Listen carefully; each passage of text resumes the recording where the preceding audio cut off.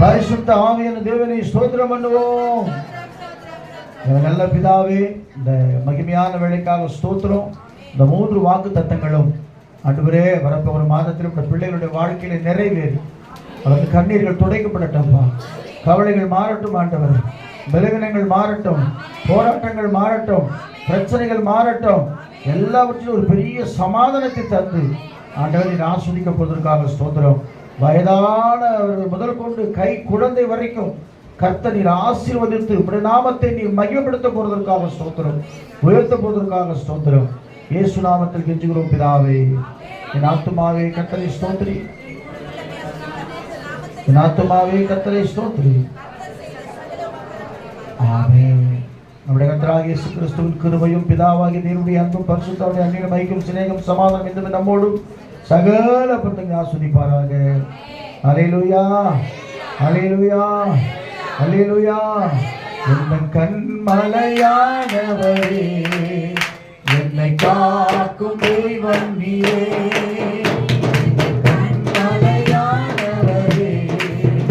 என்னை காக்கும் தெய்வம் நீரே. வல்லமை மாட்சிமை நிறைந்தவரே, மகிமைக்கு பாத்திரரே, நிறைந்தவரே.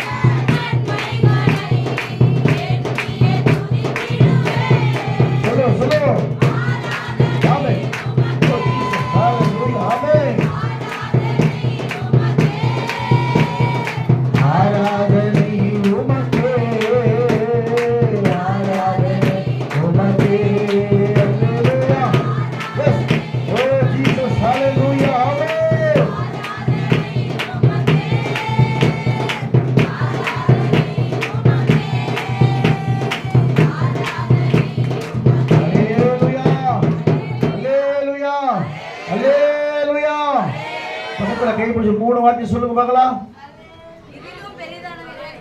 ஆமென், ஆமென். கர்த்தர் உங்களை ஆசீர்வதிப்பார். இதிலும் பெரிதானவர்களை காண்பாய், இப்பொழுது காண்பாய், இஸ்ரவேலுக்கு உண்டாகும் சமாதானத்தை. ஆமென்.